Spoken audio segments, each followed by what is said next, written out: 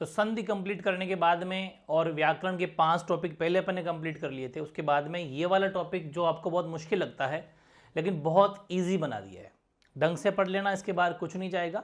इसके बाद में मैं आपके एक टेस्ट ले सकता हूँ कल, अगर आप सभी एग्री हैं तो कमेंट कर देना। पूरी कंप्लीट ग्रामर का एक लाइव टेस्ट रखेंगे कल, ठीक है। संपूर्ण ग्रामर जो भी हो जाएगी, एक बार मैं आपको उपसर्ग प्रत्यय भी छोटे छोटे टॉपिक डाल दूंगा, तो मिक्स में एक टेस्ट लूंगा, लाइव टेस्ट, ठीक है। उसमें आप सभी जुड़ना, तो फिर अपना क्या है कि एक बार आपका कंप्लीट ग्रामर का रिवीजन हो जाएगा। और हिंदी बुक वाले तो मैंने आपको मोस्ट क्वेश्चन लगवाई दिए, और अपठित काव्यांश पद्यांश के भी छोटे छोटे वीडियो में अभी आज ही आपको सारी चीजें अपलोड कर दूंगा। कल का दिन पूरा पड़ा है, अच्छे ढंग से आपको रिवीजन करना है, ठीक है। समास की मैं अगर बात करूं तो देखो समास बहुत ईजी है। पहली बात तो एग्जाम में समास की परिभाषा भी आ सकती है, तो 2 या 2 से अधिक शब्दों या फिर बोल दो पदों, 2 या 2 से अधिक शब्दों या पदों के परस्पर संयोग से, ठीक है ना, परस्पर संयोग को अपन क्या कहते हैं, समास कहते हैं। और बेसिकली ये तो समास की परिभाषा हो गई, डेफिनेशन हो गई, जो आपसे पूछी जा सकती है। फिर आपसे पूछे जा सकते हैं समास के प्रकार या भेद, ठीक है। तो समास के भेद आपके अकॉर्डिंग 6 समास है वैसे, ठीक है ना, मतलब 6 समास ही आपके आएंगे। वैसे 4 प्रकार भी आते हैं, लेकिन 6 प्रकार समास के माने जाते हैं। अव्ययभाव समास, तत्पुरुष समास, कर्मधारय समास, द्विगु समास, द्वंद्व समास और बहुब्रीहि समास, ठीक है। तो ये 6 प्रकारों के नाम आपको याद होना चाहिए। यहां से भी डेफिनेटली क्वेश्चन आपके बनता है, मतलब यहां से भी क्वेश्चन बने हैं कि समास के प्रकार हैं 6 प्रकार, उनमें से कोई नाम दे देगा, पूछ लेगा इनमें से कौन सा समास का प्रकार नहीं है, ठीक है, डेफिनेशन पूछ लेगा, ये पता चल गया।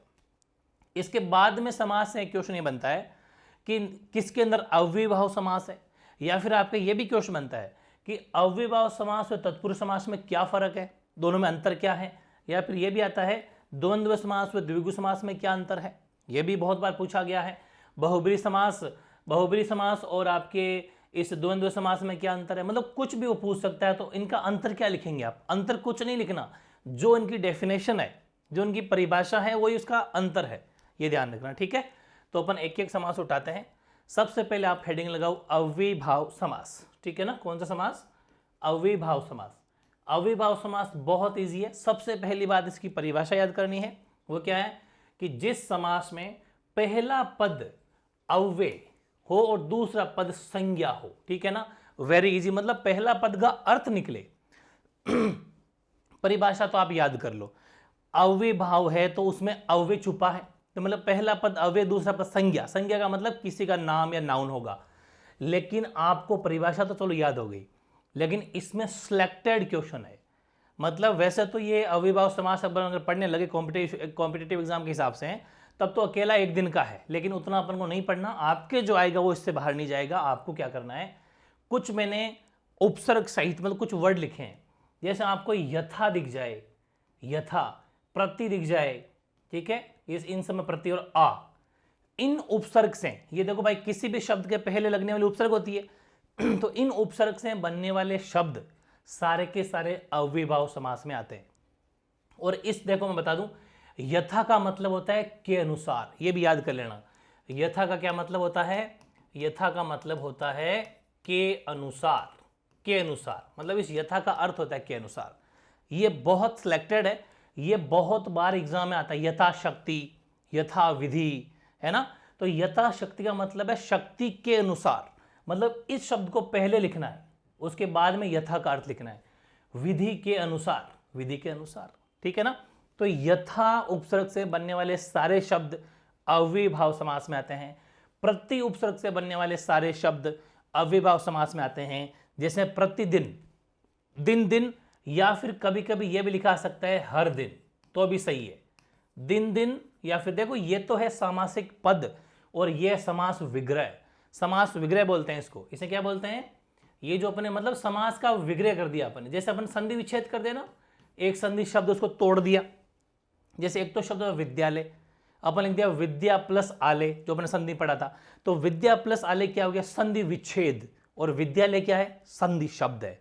वैसे ही ये तो सामासिक पद है, ये जो इधर लिख रहे हैं अपन, ये क्या है, ये तो सामासिक पद होते हैं, ये तो सामासिक पद, और ये है समास विग्रह, मतलब उसका तोड़ दिया अपन ने, इसका अर्थ निकाल दिया शक्ति के अनुसार। तो आपसे कुछ भी पूछ सकता है कि यथाशक्ति का सामासिक विग्रह कीजिए, मतलब इसका टुकड़े कीजिए, इसका अर्थ लिखिए, क्या बनेगा इसका सामासिक विग्रह। तो शक्ति के अनुसार, विधि के अनुसार, प्रतिदिन का, दिन दिन भी सही है, हर दिन भी सही है, प्रतिवर्ष का, वर्ष वर्ष या फिर हर वर्ष, वर्ष वर्ष या फिर हर वर्ष भी लिख सकते हैं, प्रत्येक का, एक एक या फिर हर एक, हर एक, दोनों ही सही है। ये प्रति से बन गया। अब है आजन्म। आजन्म का मतलब यहां पर आ उपसर्ग है, और आ उपसर्ग वाले सारे के सारे शब्द क्या होते हैं, अव्ययभाव समास, यानी कि जन्म पर्यंत। जन्म और आ का मतलब है पर्यंत, बस ये है, जन्म पहले लिखना है। तो ये फिक्स सिलेक्टेड एग्जाम्पल है, इनको देखते ही समझ जाना कौन सा समास है, अव्ययभाव समास है। डेफिनेशन, परिभाषा मत भूल जाना, ये याद कर लेना, ठीक है। अगली हेडिंग लगाओ, तत्पुरुष समास। सबसे इंपॉर्टेंट तत्पुरुष है। यहां से क्या है कि डीप क्वेश्चन बनता है, लेकिन मैंने इसको बहुत इजी बना दिया आप सबके लिए। सबसे पहली बात तो ये कि तत्पुरुष का मतलब है दूसरा पुरुष। मतलब इसमें क्या है कि जिस समास में पहले पद की विभक्ति का तो लोप हो जाता है। अच्छा, विभक्ति को मैं बता दूं, विभक्ति क्या होती है, और दूसरा पद प्रदान होता है, क्योंकि तत्पुरुष, तत् का मतलब दूसरा होता है, तो इसका मतलब इसमें दूसरा पुरुष प्रदान होता है, प्रथम पद प्रदान नहीं होता। जबकि इसमें क्या था, इसमें पहला पद अव्यय, दूसरा पद संज्ञा होता है, मतलब पहला पद प्रदान होता है, ऐसा ऐसा मान लीजिए। लेकिन इसमें दूसरा पद प्रदान होता है।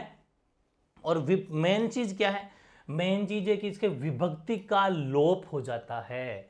विभक्ति कैसे, विभक्तियां आएगी कर्ता वाली, वो बचपन से पढ़ते आ रहे हैं, कर्ता ने, है ना, लेकिन कर्ता से नहीं आएगा, कर्म से शुरू करना है। कर्ता ने विभक्ति नहीं आती, कर्म को कर्ण से, संप्रदान के लिए अपादान से, लेकिन अलग होने के अर्थ में, जैसे पेड़ से पत्ता गिरा, पेड़ से पत्ता गिरा, वो अलग होने के अर्थ में से। ये वाला से, पेन से लिखा, मतलब से, ये वाला से के द्वारा है, ये इस वाले से का मतलब है किसी की मदद से करना काम। जैसे मैंने कहा कि मैं पेन से लिख रहा हूं, मतलब पेन के द्वारा लिख रहा हूं, लेकिन यहां बोलूं तो यहां अलग होने के अर्थ में से, ठीक है, वो भी ध्यान रखना। संबंध का, के की, रारेरी और अधिकरण में, हालांकि में और पर भी होता है, लेकिन अपने जो काम आएगा वो में ही आएगा। तो आपको करना क्या है, ज्यादा डिटेल में जाना ही नहीं है, यही समास हो गए। मतलब तत्पुरुष समास के प्रकार है ये, कर्म तत्पुरुष, कर्ण तत्पुरुष, संप्रदान तत्पुरुष, अपादान तत्पुरुष, समन तत्पुरुष और अधिकरण तत्पुरुष। ये मैंने क्यों लिखा, भले याद मत करो, ये तो बचपन से ही याद है, कर्म, कर्ण, संप्रदान, अपादान, समन, अधिकरण, है ना, बस यही इसके प्रकार बन गए। अब आपको प्रकार की याद करना, प्रकार नहीं याद करना, ये सब विभक्ति चिन्ह में लिखा है, इधर देखो ये रहा विभक्ति चिन्ह। कौन, को, से, के लिए, से, का, के, की, रा, रे, री और में, ये सब के सब क्या है, ये सब के सब विभक्ति चिन्ह है। आपको जब भी ये चिन्ह दिख जाए तो समझ जाना वो तत्पुरुष समास है, हमें इन विभक्ति चिन्हों को हटाना है, हमें इन विभक्ति चिन्हों को हटाना है। आओ कुछ एग्जांपल लेते हैं। जैसे ग्राम को गत, क्या आया, कर्ण को, देखो ये रहा कर्ण को, मतलब कर्ण तत्पुरुष है, तो हटा दो इसको, सिर्फ लिख दो ग्रामगत। शरण को आगत, शरणागत, क्योंकि आ की मात्रा है, आ की मात्रा शरण में मिल जाएगी, तो ये हो गया ना, शरणा, शरणागत। रोग से पीड़ित, इसमें से आ रहा है, मतलब रोग से, कौन सा से, ये से दो थे ना, एक तो से था जिसके द्वारा, ये के द्वारा वाला कि रोग के द्वारा, वो रोग से पीड़ित है, रोग पीड़ित। हाथ से, मतलब ये के द्वारा वाला से, ये भी वही है, ये भी वही है।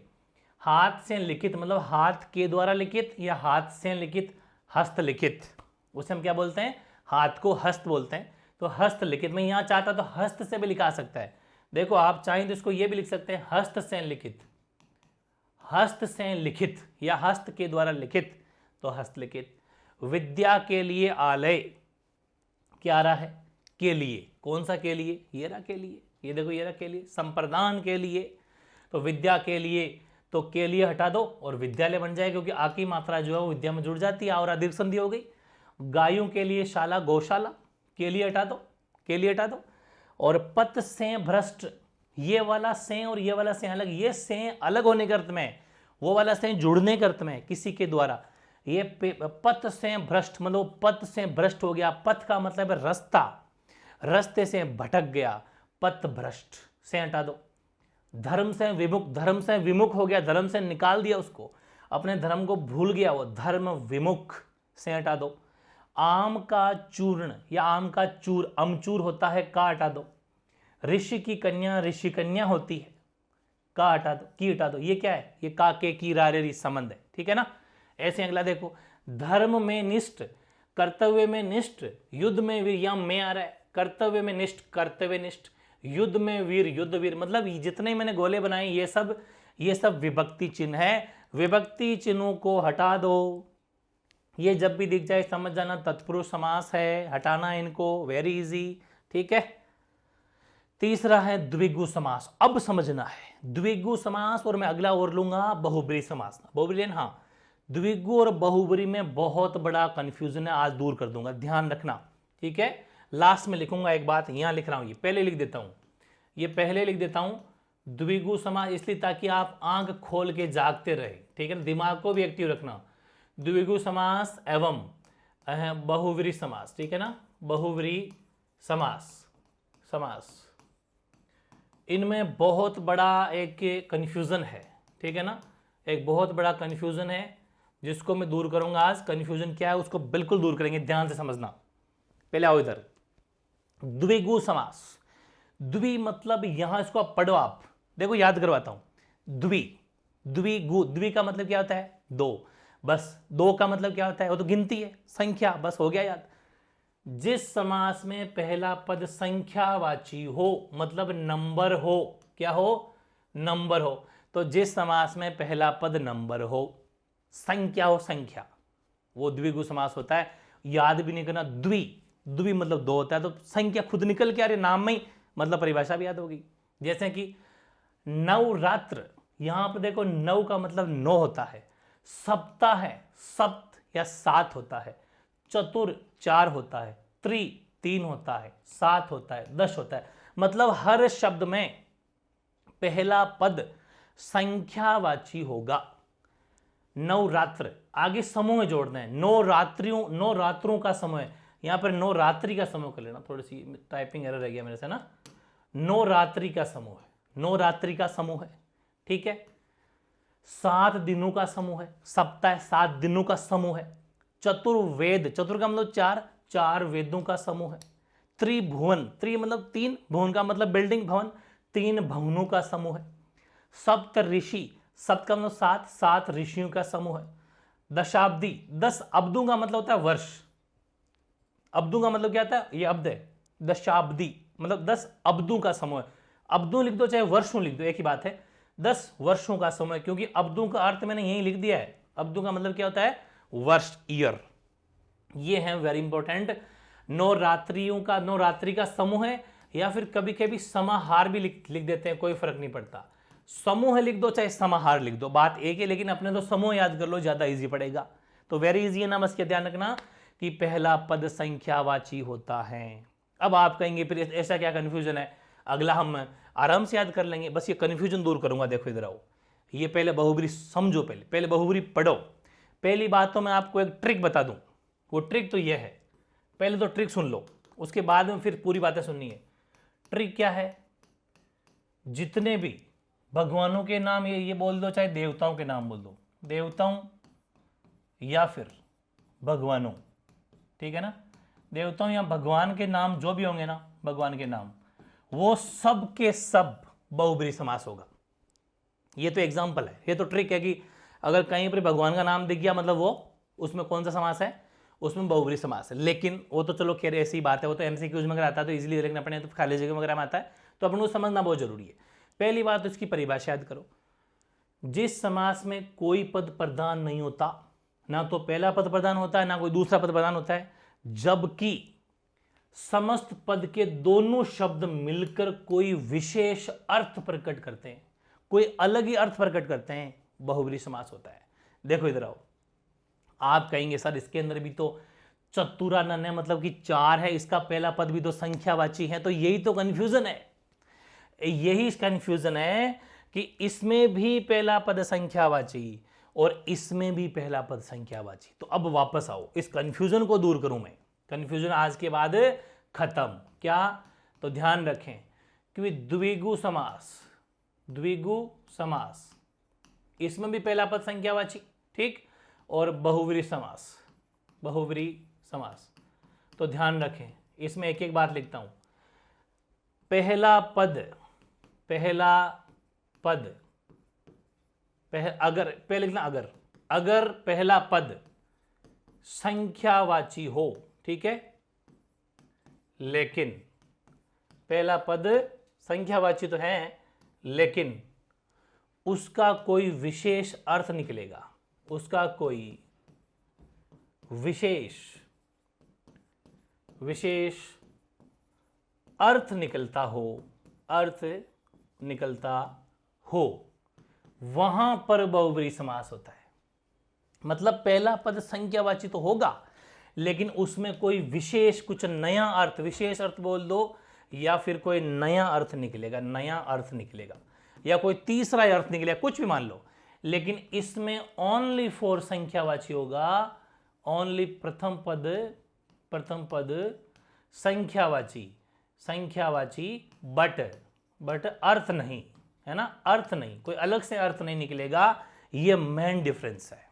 समझ में आई बात? जैसे कि इधर आओ, एग्जाम्पल लूंगा, यहां पर कुछ भी लिया अपन ने, कोई अलग अर्थ नहीं निकला, लेकिन इधर आओ, इसमें क्या है, चतुरानन, चार है आनन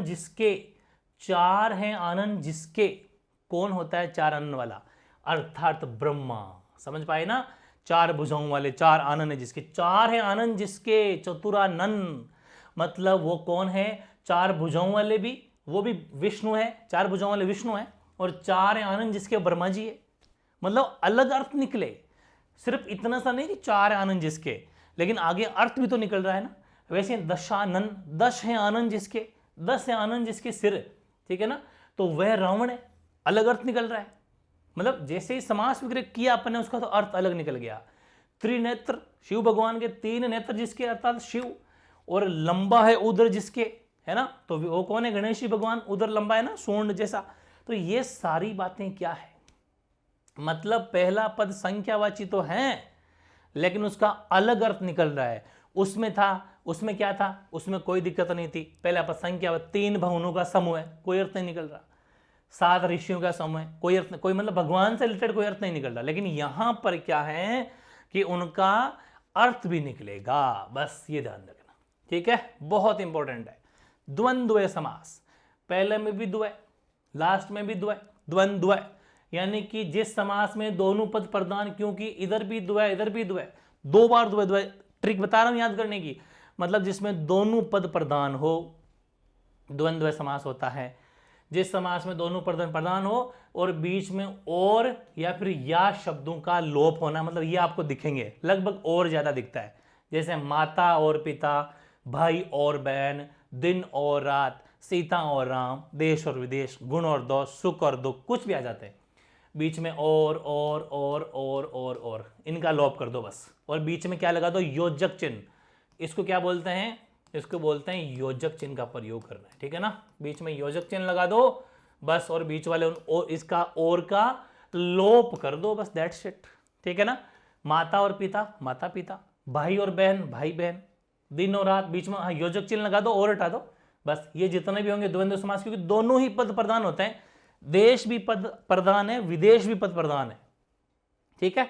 तो वेरी इजी, जैसा इसका नाम था वैसा इसका काम है। अब इसका लास्ट एक और देख लेते हैं अपन, क्रमधारीय समास। वेरी इजी है क्रमधारीय भी।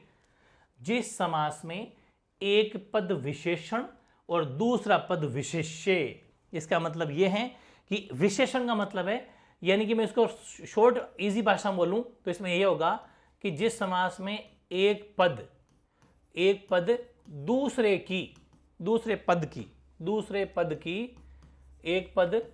पद की विशेषता बताता है, बस। ये भी साइड में लिख लेना, काम आएगा, ताकि अंडरस्टैंडिंग रहे। अंडरस्टैंडिंग का मतलब है समझ में जल्दी आए, विशेषता बताता है। नील कमल, नील है जो कमल, मतलब कमल कैसा है, नीला। महाजन, महान है जो जन, जन का मतलब है लोग, संसार के लोग, जनता, वो कैसी है, वो महान है।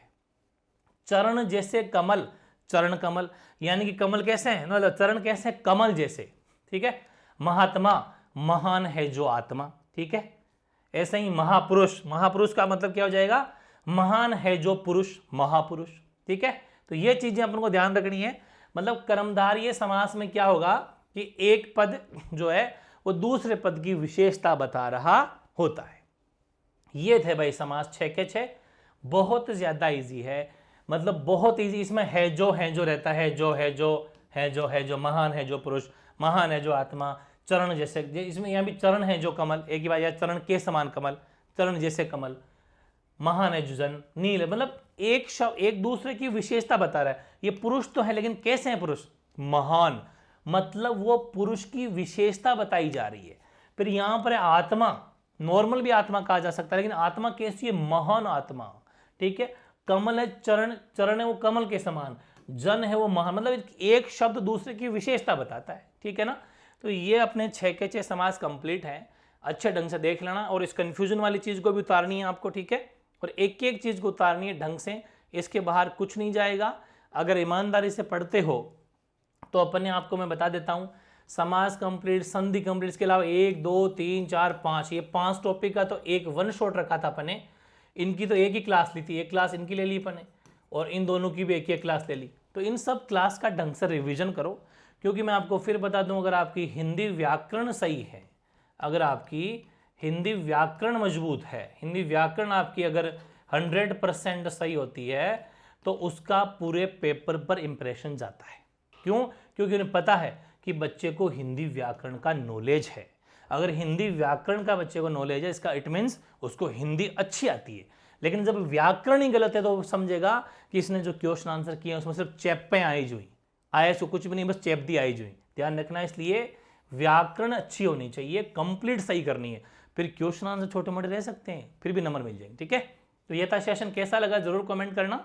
और अभी थोड़ी देर में उपसर्ग प्रत्यय, इन पर भी भाई मैं आपको एक तो उपसर्ग वाला अपलोड करूंगा वीडियो, प्रत्यय का अपलोड करना है, लोकोक्ति मुहावरों वाला करना है ना, और अपठित गद्यांश और अपठित पद्यांश, इन दोनों के भी वीडियो अपलोड करूंगा। चिंता नहीं करें, सभी बहुत जबरदस्त करेंगे, बस आप रिवीजन करते जाएं। और कोई भी डाउट हो तो बता देना, कल एक लाइव टेस्ट लूंगा, कल एक लाइव टेस्ट आपका लेना है, उसमें आप सभी को जरूर शामिल होना है। और भी कोई टॉपिक पर वीडियो बनाना तो कमेंट कर देना, ठीक है। ओके।